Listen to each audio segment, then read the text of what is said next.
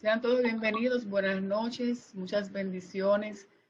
Que el Señor en esta noche se derrame ricamente, que use al doctor como siempre para traernos buenas orientaciones. Yo quiero leer en Hechos 15, del 36 al 40. Hechos 15, del 36 al 40. Esta muchacha, una vez qué belleza. Dice así. Por favor, Ladis, el micrófono, hermana Ladis, por favor. Ok, muy bien.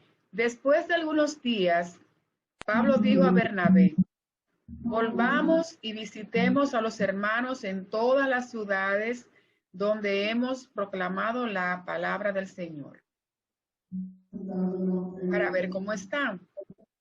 Bernabé quería llevar también con ellos a Juan, llamado Marco.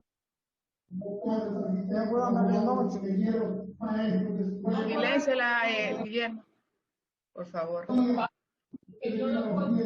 Pero Pablo consideraba que no debía llevar consigo a quien los había desertado en Panfilia y no los había acompañado en la obra. Se produjo un desacuerdo tan grande que se separaron el uno al otro. Y Bernabé tomó consigo a Marcos y se embarcó rumbo a Chipre. Mas Pablo escogió a Silas y partió, siendo encomendado por los hermanos a la gracia del Señor. Estamos viendo aquí en esta lectura un desacuerdo que existió entre Pablo y Bernabé. Lo que podemos ver que desde los siglos de los siglos, desde que existen personas, siempre han habido conflictos, siempre han habido situaciones, desacuerdos. Entonces, por eso es que nos sentimos muy halagados de tener a la doctora Dunker acá, para que nos dé algunas pautas, nos ayude a cómo manejar este tipo de conflictos que se presentan en todas partes, en la iglesia, en el trabajo, en la casa, donde quiera que estamos. Pero tenemos que ser cautos y muchas veces no los necesitamos ayuda. Para eso está el doctor. Vamos a entregarle al pastor.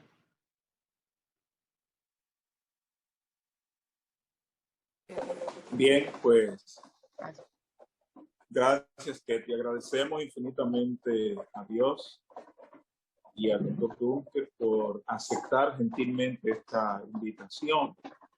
Sabemos que cómo el Señor le usa, así es que confiamos en el Señor, que Él le va a usar para bendición de su pueblo en esta noche. Así que adelante, doctor Dunker. Amén. Gracias, hermano Rigoberto. Sí, que ustedes que están ahora en Bel Air reciban mi saludo y mi abrazo en Cristo.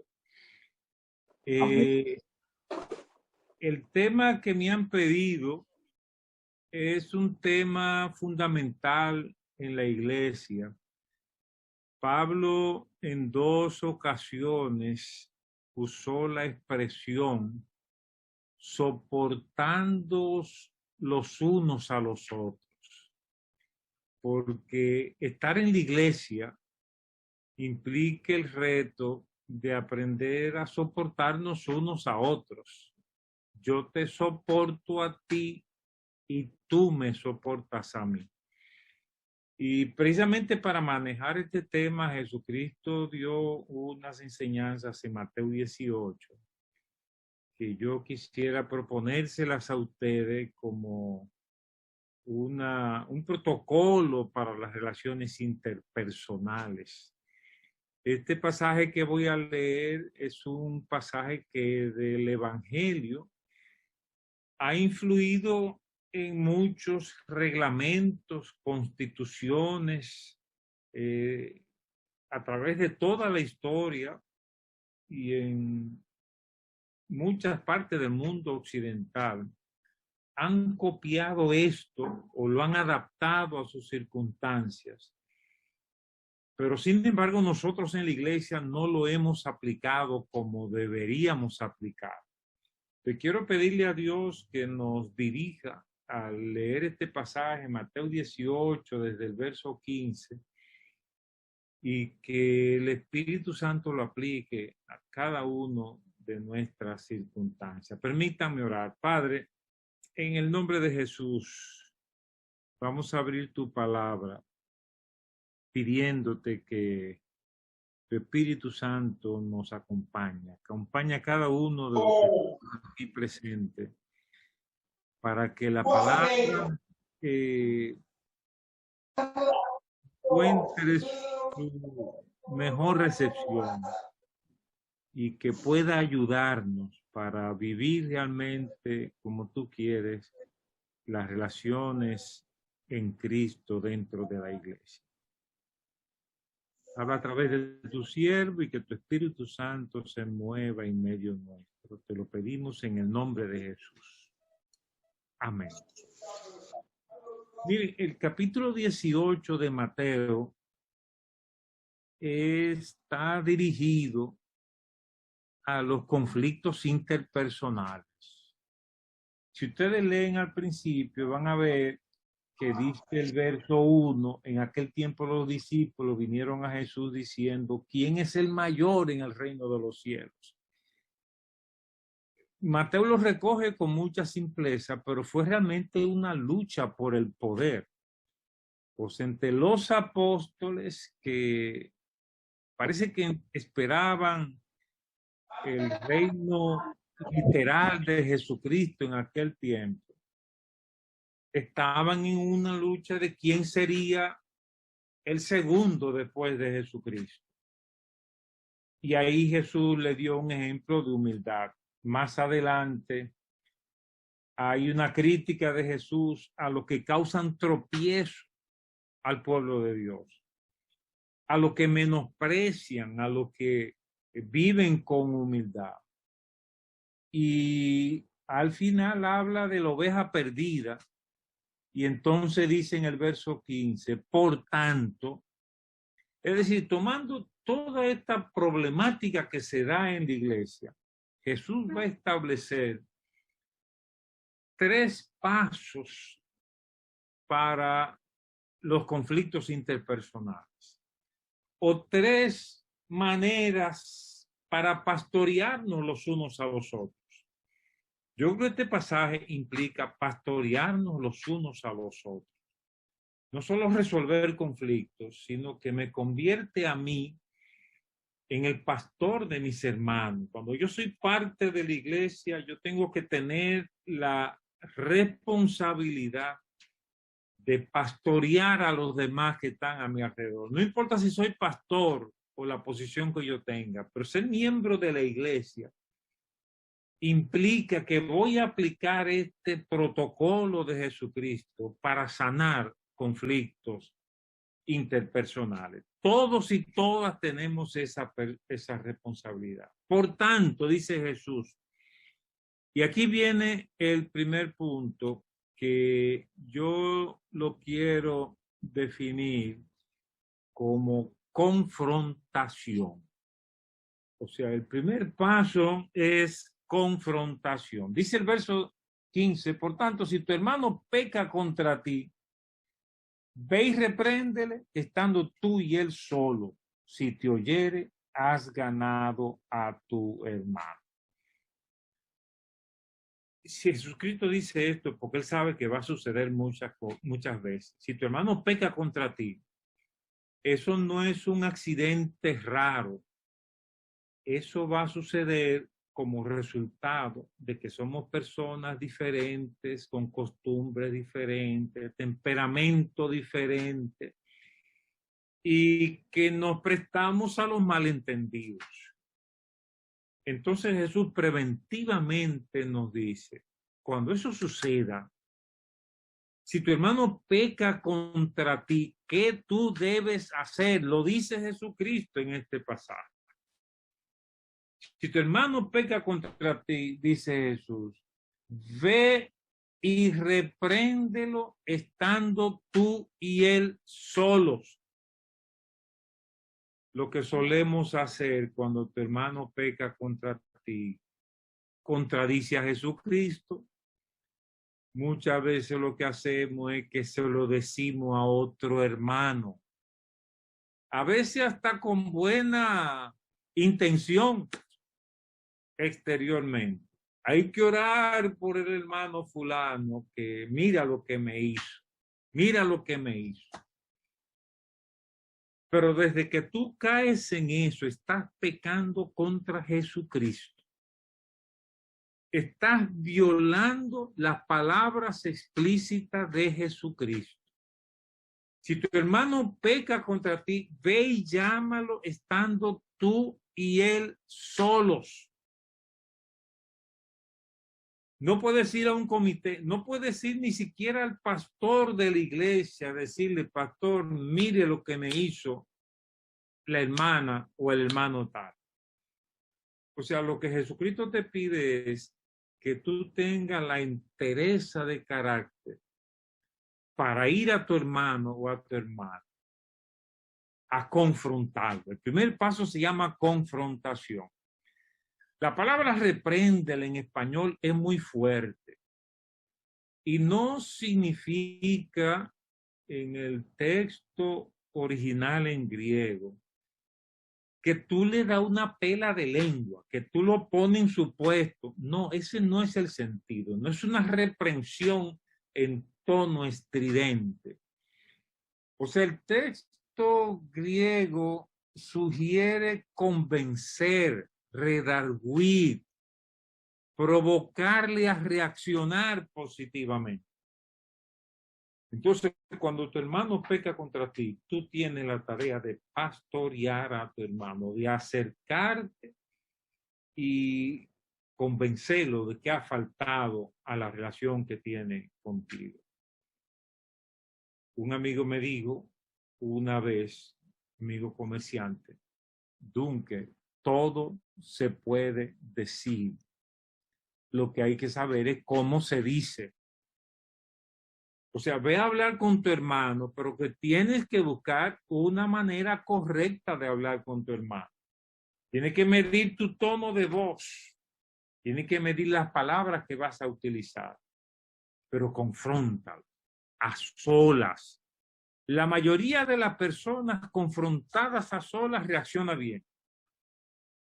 Lo malo es cuando usted hace un chisme que se riega por todas partes. Y entonces la persona acusada ante el rumor público muchas veces reacciona de la peor manera y hasta niega lo que realmente sucedió. Por eso Jesús, con mucha sabiduría, me impresiona la profundidad de las palabras de Cristo. Si tu hermano peca contra ti, ve estando tú y él solos. En muchas iglesias, cuando hay pecado, lo llevan inmediatamente a la junta directiva, al comité, a lo que sea. Jesús no dice eso. Si tu hermano peca, ve directamente y resuelve con tu hermano. Y termina diciendo, si te oyere, has ganado a tu hermano. Y ahí mismo terminó el asunto. O sea, si tu hermano peca contra ti y tú lo confrontas y tu hermano te pide perdón, ustedes se abrazan y hay gozo en el cielo por dos creyentes que se han reconciliado. Ya eso no lo tiene que saber más nadie. Eso no hay que decírselo al pastor ni a ninguna otra persona, porque usted fue en la dirección correcta y el asunto se resolvió. Hay otro pasaje que amplía en este punto y en el mismo Evangelio de Mateo, en el capítulo 5 dice, si traes tu ofrenda al altar, verso 23, y allí te acuerdas de que tu hermano tiene algo contra ti, deja tu ofrenda y reconcíliate con tu hermano. O sea que cuando tu hermano peca contra ti, tú debes ir a reconciliarte con tu hermano. Pero cuando tú te recuerdas que tú pecaste contra tu hermano, también te toca ir a hablar con tu hermano. En otra palabra, el Evangelio nos pone como el primer paso reconciliarnos los unos a los otros. Si hacemos eso, estamos cumpliendo la ley de Jesucristo. No lo hacemos, nos estamos poniendo en las manos del enemigo, y a veces los chismes que se van a armar hacen más daño que la mala doctrina. Hacen más daño que pecados que nos escandalizan. Destruyen iglesia, destruyen ministerio. Yo pienso que cada miembro de la iglesia local tiene que tener el carácter de ir a hablar con el hermano para pastorear. Si todos hacemos eso, cumplimos la ley de Jesucristo y contribuimos a que la iglesia sea realmente una comunidad sanadora. Ahora, no siempre que hablemos con el hermano, él va a reaccionar positivamente. Por eso dice Jesús en una segunda instancia, dice el verso 16. Mas si no te oyere, tú le hablaste bien, fuiste directamente a hablar con él, pero si no te oyere, dice Jesús, toma aún contigo a uno o dos, para que en boca de 2 o 3 testigos conte toda palabra. Miren la precisión de la palabra de Jesucristo. Si tú vas y lo confrontas y no te hace caso, entonces tú tienes que dar un segundo paso y es buscar mediación. El primer paso es confrontación. El segundo es mediación. El paso significa que vas a buscar a una o dos personas que probablemente estuvieron presentes cuando sucedieron los hechos, que quizá eran parte del mismo grupo donde se dio esta situación en la que el hermano o la hermana pecó contra ti. Entonces Jesucristo dice, mira, llama a uno y quizá a dos. Fíjense la precisión de Jesucristo. Yo recuerdo una oportunidad que me llamaron de una iglesia porque a una hermana le había dado un yello y estaban ahí asustados y me pidieron de emergencia ir a la iglesia a ver lo que estaba pasando. Cuando yo llego y veo la situación, me doy cuenta que todo el comité de disciplina estaba reunido con esta hermana y le estaban confrontando de su pecado. Y cuando le pusieron toda la evidencia así por delante, a la hermana le dio un yello, se puso mala. A cualquiera le da un yello en un momento así. Pero esa no es la manera de hacer disciplina en la iglesia. Jesucristo dice, primero tú y él solos. Tú no se lo has dicho a tu esposa, tú no se lo has dicho a otro hermano, ni se lo ha dicho al comité ejecutivo de la iglesia. Tú y él solo, eso significa madurez. Pero si no te hace caso, tú busca entonces a uno o dos que sirvan de mediadores. Y cuando tú buscas uno o dos mediadores, es que tú te sometes a ese arbitrio, a esa mediación. No siempre te van a dar la razón, pero tú te sometes a la mediación de esta persona, que tú escoges que sea una persona madura, que tú escoges que sea una persona que tenga capacidad de mediación.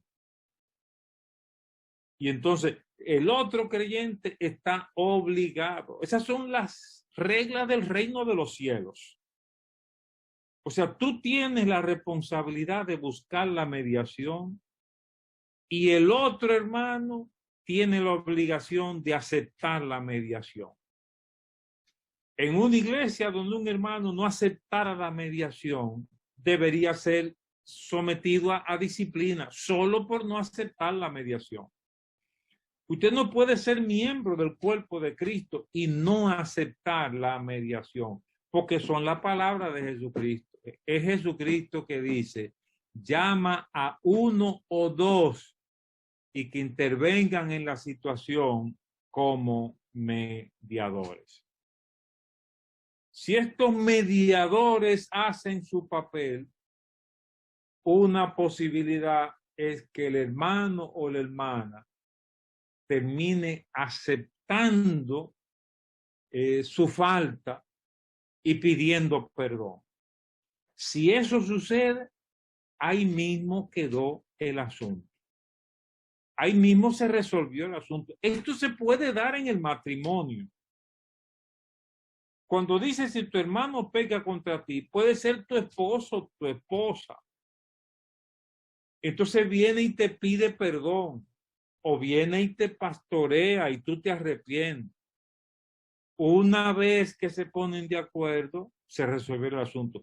Pero si ella no acepta, si él no acepta, entonces hay que buscar uno o dos. Eso se aplica también al matrimonio. Se aplica a cualquier situación de relaciones interpersonales. De modo entonces que el primer paso es la confrontación en privado, sin meter a más nadie en eso. Y el segundo paso es la mediación con una o dos personas.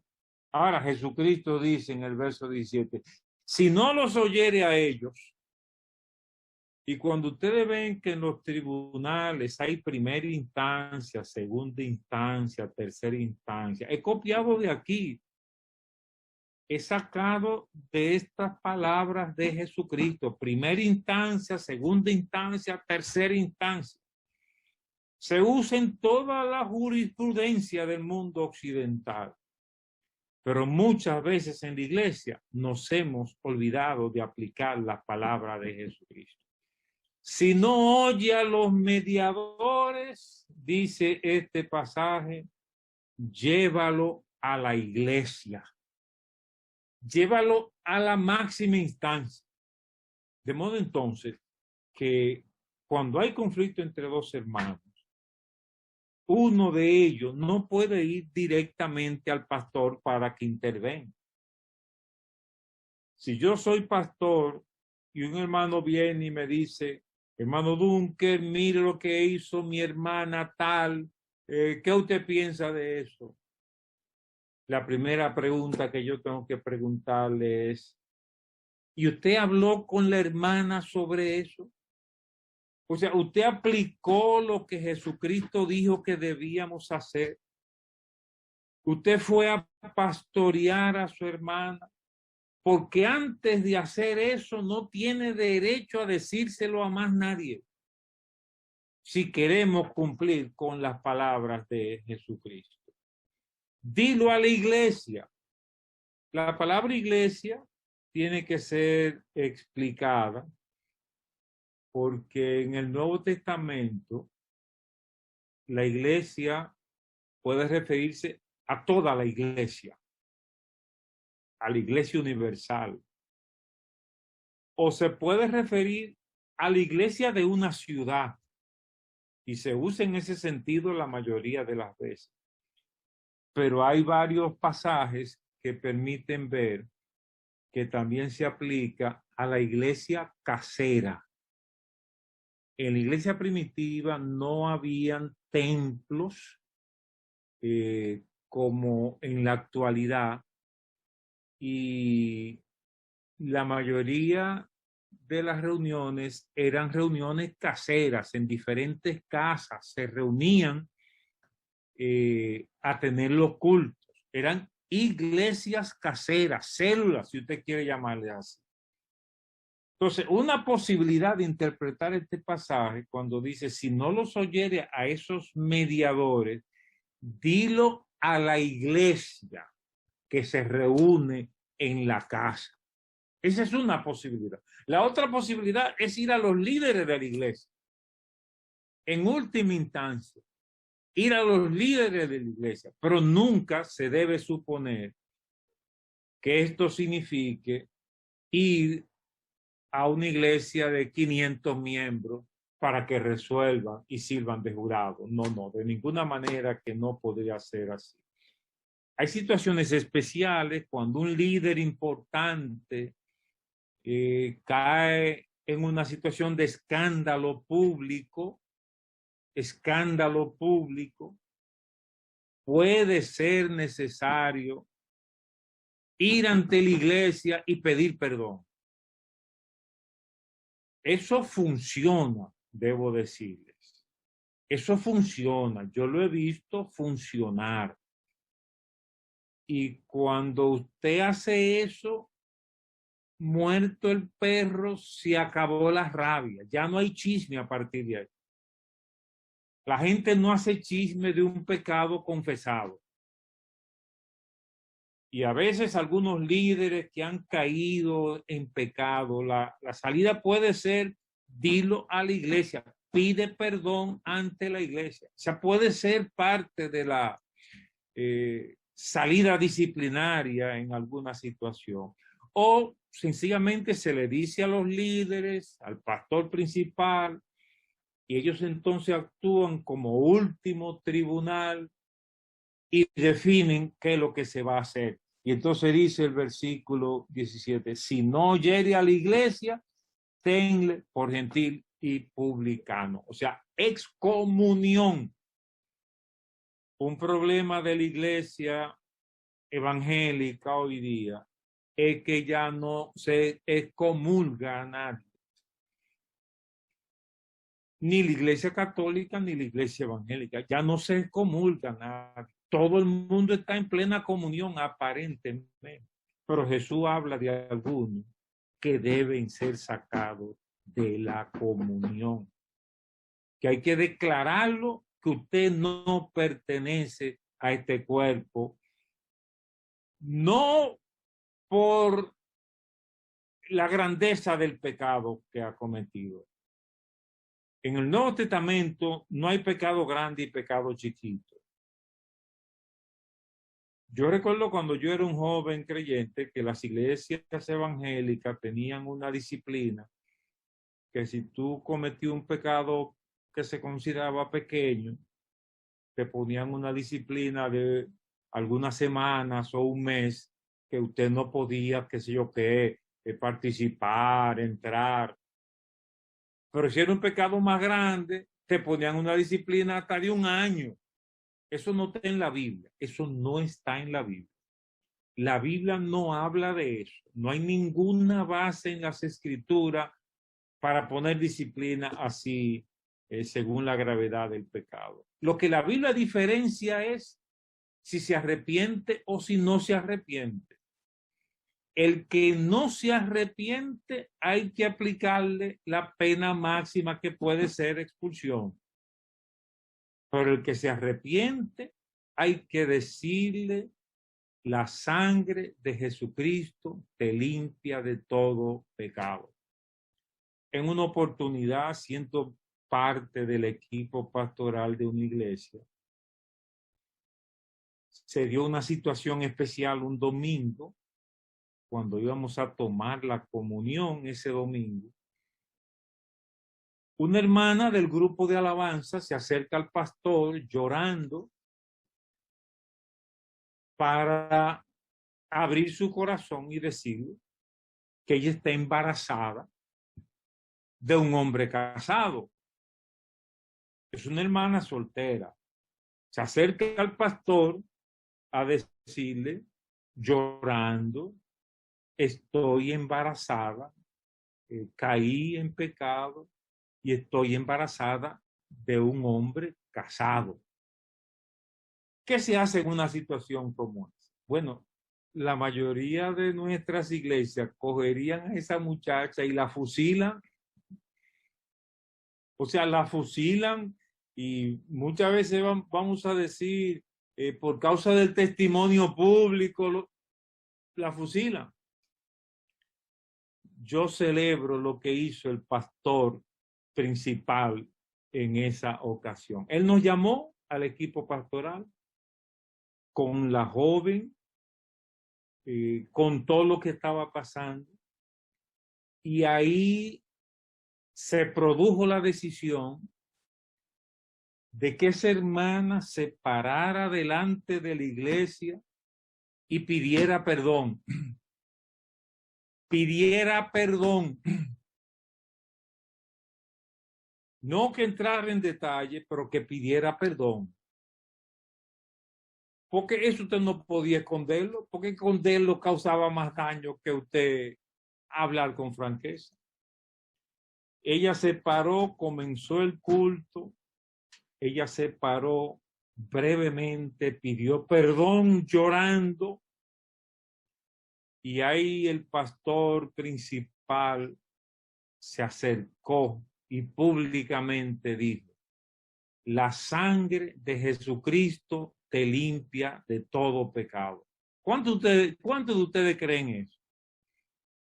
Que cuando tú pecas, si tú te arrepientes y pides perdón, la sangre de Jesucristo te limpia de todo pecado. A esa muchacha no hay que botarla de la iglesia. Esa muchacha no hay que ponerla en ninguna otra situación. La sangre de Jesucristo te limpia de todo pecado. Por supuesto, ella entró en un momento especial. Le pedimos cesar en el grupo de alabanza, someterse a su chequeo médico, a todas sus cosas. Pero ese domingo que tocaba la comunión, ella tomó la comunión con todos nosotros. No se me escandalicen ustedes hoy, pero la sangre de Jesucristo la había perdonado. Entonces la aceptamos reintegrarse a la comunión de la iglesia. Ella participó en el acto de comunión. No la fusilamos. Cuánta alegría para mí. Varios meses después, yo cambié de iglesia, asistía a otra iglesia, pero esa iglesia me invitó a predicar. Y cuando voy a predicar, veo a la hermana con el niño que había nacido correteando normalmente en la iglesia. O sea, esa hermana se sanó. Esa hermana se rehabilitó, volvió al grupo de alabanza y la iglesia la aceptó. Las disciplinas que aplicamos la mayoría de las veces hacen que uno salga huyendo porque nos inventamos cosas de que por causa del testimonio hay que hacer tal o cual cosa. No, aquí están los pasos de Jesucristo. Primero, si tu hermano peca contra ti, ve y pastoréale directamente, tú y él solo. Si te hace caso, asunto resuelto. Si no te hace caso, busca uno o dos testigos. Primero, confrontación. Segundo, mediación. Si la mediación funciona, asunto resuelto. Pero si no funciona, entonces tú lo llevas a la iglesia, sea al grupo reunido o sea a los pastores de la iglesia para que ellos resuelvan. Si no hace caso, tenle por gentil y publicamos. Y entonces Jesús concluye diciendo en el verso 18, de cierto os digo que todo lo que atéis en la tierra será atado en el cielo, y todo lo que desatéis en la tierra será desatado en el cielo. O sea que la iglesia tiene poder para disciplinar a sus miembros.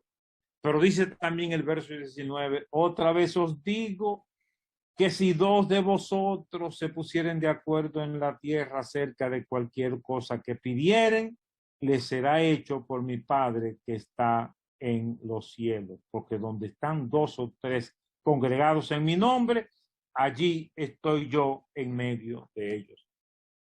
Esto significa una perspectiva devocional y creo que esto debe entenderse como que la disciplina se aplica de rodillas delante de Dios. Que cuando estamos ante una situación de esta, no es una situación de sabiduría humana. Ustedes saben que yo soy especialista de la conducta, pero muchas veces como pastor en la iglesia me he visto ante situaciones disciplinarias y yo no he actuado simplemente en base a la sabiduría humana, de rodillas delante de Dios. Porque en los momentos de disciplina en la iglesia, uno tiene vidas, familias en nuestras manos. Y un error en la disciplina puede dañar gente para toda la vida. Yo recuerdo aquella vez que llegué a una iglesia, bueno, creo que aquí lo puedo decir, cuando yo llegué a España a estudiar psiquiatría, me contaron de una pareja que ellos se casaron felizmente, un matrimonio que todo el mundo celebró, seguían en la iglesia, tuvieron el primer hijo y ahí después de nacer el primer hijo, uno de los pastores comienza a calcular y dice, prueben acá, este es un muchacho que nació como, aquí hay gato entre Macuto, se puso a averiguar. Y el hecho es que ellos le dijeron, sí, nosotros tuvimos relaciones sexuales antes del matrimonio, pero como estábamos en eso, sencillamente nos casamos, pedimos perdón. Bueno, en la iglesia le aplicaron una disciplina que esa gente no volvieron más nunca a pisar esa iglesia. La disciplina no es para eso, hermano. La disciplina restrictiva se aplica a los que resisten a la palabra de Dios. De todas maneras, este pasaje nos hace ver el deseo de nuestro Señor porque haya reconciliación en la iglesia. Y dice el verso 35 del capítulo 18. Así también, mi Padre Celestial hará con vosotros si no perdonáis de todo corazón cada uno a su hermano sus ofensas. Yo quiero decir que las investigaciones médicas recientes están revelando que cuando usted tiene resentimiento en su corazón, eso comienza a actuar como si fuera un virus metido en su cuerpo. Y hay más de 100 enfermedades que pueden aparecer por resentimiento acumulado. Cuando uno se reconcilia, se sana, se libera. Usted lo siente. Cuando usted pide perdón o cuando usted perdona, usted se siente liviano. Pero cuando usted maneja resentimiento, su cerebro termina enfermando su cuerpo. Esos son descubrimientos recientes que se están haciendo en la ciencia médica de hoy. Por eso dice Pablo en Romanos 12:18, si es posible, en cuanto dependa de vosotros, estad en paz con todos los hombres. Eso es palabra de Dios para nosotros. Y que Dios nos ayude a aplicarlo en todas nuestras relaciones dentro de la iglesia. Que Dios les bendiga y esas son mis palabras para ustedes. Amén, bendito Gracias, Dios. gracias. Creo que Noemí Pérez Amén. tiene la mano levantada. Sí, yo quiero hacerte una pregunta, Dunker. En cuanto en cuanto al momento que una persona como pastor o como líder de la iglesia se ve en una encrucijada para dar los pasos de lo que tú acabas de hablar. Pero de todas maneras, hay que prescribir que esa es la salida. Es decir, no lo podemos manejar como si fuera normal, porque su conducta es visiblemente anormal. Hay también personas que están en el medio ahí, que la gente dice que es medio loco, tú ves. Pero yo, la primera cosa que te digo, Noemi, es que en algunos casos hay que buscar ayuda de un psiquiatra. O sea, yo pienso que cualquier pastor hoy día tiene que tener algún consultorio de un psiquiatra donde puede mandar un paciente o donde puede ir a consultar sobre cómo manejar este caso. Porque el psiquiatra podría, el pastor podría pagarle una consulta al psiquiatra para saber cómo manejar esta situación. En ese caso, ¿qué se hace? Sí, hay que consultar al psiquiatra, que puede manejar dos posibilidades, el psiquiatra, en una situación así. O sea, si el psiquiatra considera, por todo el informe que le están dando, de que la persona está fuera de sí, tiene un estado mental de locura, una cosa que puede hacer el psiquiatra es prescribirle algún medicamento para que se le dé sin su conocimiento. ¿Ves? Porque para uno dejarlo que se haga daño o haga daño, mejor darle una medicina que se mezcla con un jugo o con algo. Eso es una salida. Pero si se trata de una conducta de riesgo, o sea, que esta persona puede matar o matarse, entonces el psiquiatra podía utilizar otros recursos que tiene para esa situación. Por eso, si se trata de una condición mental, la única alternativa que se me ocurre es buscar ayuda profesional. Esa sería mi recomendación. Bueno, Rigoberto, creo que tiene la mano levantada. Sí, sí, muy bien. Gracias, doctor.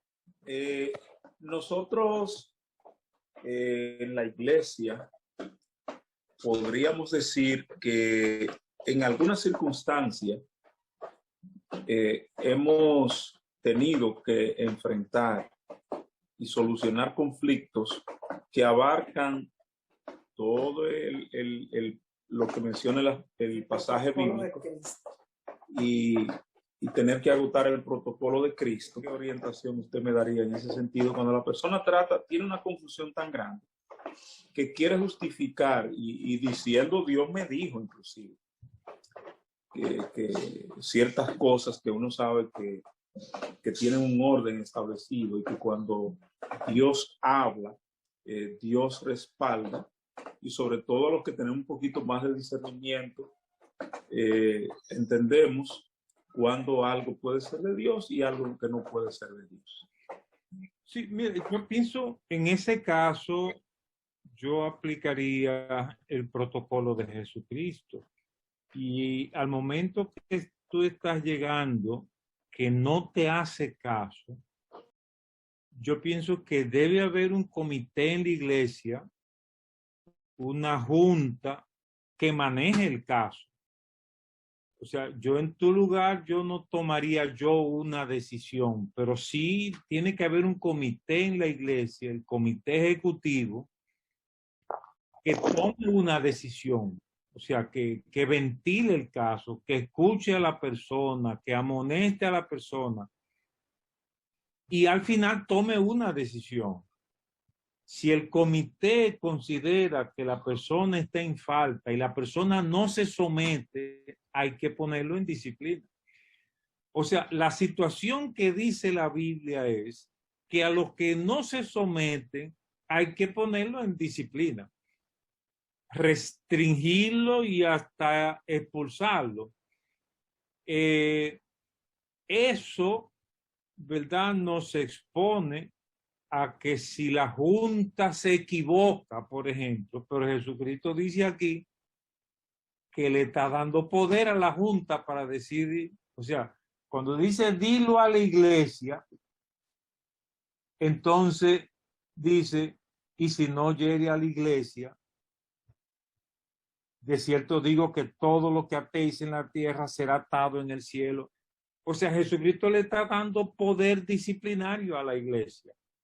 Si yo estoy en una iglesia, yo tengo que aceptar las instancias disciplinarias de esa iglesia. O sea, no hay base bíblica para yo rechazar la disciplina de una iglesia y quedarme ahí para hacer un lío. No, yo tengo que, si la iglesia se equivoca, yo pienso que se equivocó, el reto que yo como creyente individual tengo es llevar mi causa delante de Dios. Pero yo no puedo seguir en un pleito. O sea, seguir en un pleito expondría a la iglesia a una expulsión radical. O sea, la iglesia no puede tener una situación pendiente ahí que siempre se está manejando. Hay varios pasajes que cuando hablan de disciplina muestran que uno debe una y otra vez tratar de ganar, de convencer a la persona, pero llega un momento en que hay que soltarlo en banda. Tito capítulo 3, versículo 10, al hombre que cause divisiones, después de una y otra amonestación, deséchalo. O sea, no se puede seguir para siempre en una situación así. Después de una y otra amonestación, deséchalo, tenlo por gentil y publicano. Repito que disciplinar es un reto de buscar la dirección de Dios y que situaciones así también deben ser afrontadas con ayuno y oración. Ayuno y oración, lo que no puede dejarse para siempre una situación así. Ayuno y oración hasta que Dios responda. Creo que Guillermo está pidiendo la palabra. Guillermo, su esposa. Sí, María Torres. Gracias. Yo iba a ser, es mi esposa, pero yo quería hacer una breve pregunta acerca de eso, doctor Duncan. Y es que la Junta Administrativa está haciendo ahora mismo como en especie también de junta disciplinaria. Sí, no, yo creo que sí. Eso es lo que dice este pasaje. Tenle por gentil y publicano. Y yo digo eso citando las escrituras, aún a sabiendas de que los líderes no podemos equivocar. O sea, Dios sabe que los líderes no podemos equivocar, pero de todas maneras, Dios le pide a la iglesia que tenga la última palabra en algunos sitios, en algunas situaciones como esta. Entonces usted no puede mantener una guerra todo para siempre con un miembro de la iglesia por cuestión de que no estamos de acuerdo. O sea, yo pienso que el comité tiene la obligación de tomar una decisión y dejar el asunto en la mano de Dios. Sí, buenas noches, doctor. Mi Sí. pregunta es basada. Un yugo desigual, que se case, o sea, que tenga un compromiso en la iglesia y tenga un ministerio, hay que disciplinarlo también. Un yugo desigual. Uno que esté en la iglesia y otro fuera de la iglesia. Disciplinar al que está en la iglesia. Sí. Bueno, Porque es miembro de un ministerio, vamos a decir, y es activo en un ministerio. sí, pero si la falla la comete su cónyuge, no se le puede aplicar la falla a él. Pero si un miembro de la iglesia... No, sí. ella, déjeme que no me hice la pregunta bien. Por ejemplo, una persona que esté casada, tenga un ministerio y sabiendo que está soltera dentro de la iglesia y decide, siendo ella cristiana y sabiendo que la otra persona no lo es, decide casarse con un Ok. yugo. Bueno, mira, yo creo que ahí hay que aplicar las reglas de la iglesia. Tú me estás haciendo una pregunta muy difícil porque eso no es blanco y negro, pero cada iglesia va a tener que aplicar su disciplina. Yo te voy a dar algunas ideas, ¿verdad? Para que las tomes en cuenta, pero aclarando que hay situaciones que no son de blanco y negro y que uno puede a veces encontrarse en el medio de todo esto. Mira, lo primero es, ¿qué significa un yugo desigual? ¿Qué significa un yugo desigual? Un yugo desigual significa casarse con una persona que no sigue a Jesucristo. Pero la pregunta es, ¿que no siga a Jesucristo significa que tiene que ser de mi iglesia? No necesariamente, ¿verdad? Unos son pentecostales, bautistas, metodistas, y hasta habría que preguntarse si los católicos son cristianos. ¿Qué piensan ustedes?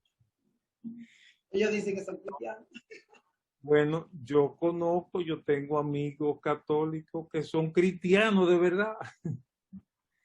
O sea, es un tema difícil. Yo recuerdo en una iglesia que la hermana casó con un esposo católico y cuando la junta directiva revisó, ellos concluyeron de que era un católico convertido, cristiano. Mira, le digo estas cosas difíciles para que usted vea que el asunto no es fácil, usted ve. O sea, decir qué significa un yugo desigual no es una cosa tan sencilla porque uno lo podría interpretar de una manera o de otra. De todas maneras, mira, la disciplina tiene la intención de restaurar al caído. Restaurar al caído. Y cuando una persona está en una situación incorrecta, la primera cosa que necesitamos es tender un puente hacia esa persona. Tender un puente, porque a veces no somos humanos cuando al ver una persona en falta, solo vemos la falta. Quizá es una persona que ha tenido hasta cierto momento una vida correcta de dedicación, pero a partir de un momento cometió una falta. Esa persona necesita que alguien se le acerque, que tienda un puente hacia ella, que le reconozca su valía, que sepa hablarle, confrontarle, no con un chucho en la mano, sino con una palabra suave para hacerle ver el error de su camino. Si es situación de un matrimonio y ya se hizo el matrimonio, habría que ver cómo se maneja eso, usted ve, porque yo mismo no sé cómo se manejaría eso. O sea, porque usted le va a decir, porque te casaste, vete. No. Te confieso que en este momento yo mismo me preguntaría si ya es un palo dado, una situación que se hizo. Yo lo que me preguntaría es cómo rescato a esa persona después de haber hecho algo que quizás no fue lo mejor. ¿Tú ves? Pero de toda manera, yo aprovecho para decir que el sentido de la disciplina en el Nuevo Testamento es restaurar al caído, no es votar gente. La gente se vota porque ella misma se resiste. Pablo dice en Gálatas capítulo 6, hermanos, si alguno fuere sorprendido en alguna falta, vosotros que sois espirituales, restauradle con espíritu de mansedumbre, considerándote a ti mismo, no sea que tú también seas tentado. Mire, es una palabra muy rica. La palabra restaurable significa en griego como enyesarlo para que se sane. O sea, es aplicarle medidas para que se sane. O sea, la intención de la disciplina es que se sane. O sea, la intención de la disciplina nunca es votar, es restaurar. Precisamente yo he estudiado mucho a Wesley en los últimos años. Pienso que Wesley fue un profeta de Dios que impactó la historia del mundo occidental. Y una de las cosas que tenía Wesley en su ministerio era, por un lado, un énfasis evangelístico. Wesley recorrió Inglaterra varias veces evangelizando, pero al mismo tiempo tenía un énfasis en rescatar a los que estaban débiles. Y formó algunos grupos literalmente de rescate para cuando alguien estaba en debilidad, en situaciones difíciles. Wesley formó grupos de rescate para acercarse a esa persona, enamorarla, suavizar la cosa y tratar de que esa persona volviera a la situación que Dios nos manda en su palabra. Entonces, estoy aprovechando esa pregunta para lanzar una línea general de que la disciplina en el Nuevo Testamento tiene la intención de restaurar. Y cuando expulsamos es porque la persona se resiste a toda nuestra iniciativa de persuasión. ¿Bien? Amén. Yo tengo una pregunta, doctor. Sí, Ketty. ¿Cómo evitar que un conflicto se convierta en chisme? Oh, sí, muy sencillo. Es una pregunta clave, Ketty.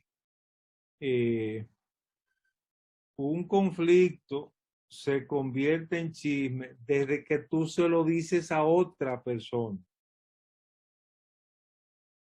O sea, te pasó algo con un hermano. Desde que tú se lo dices a alguien que no sea ese hermano, ahí comenzó el chisme. Ahí comenzó el chisme.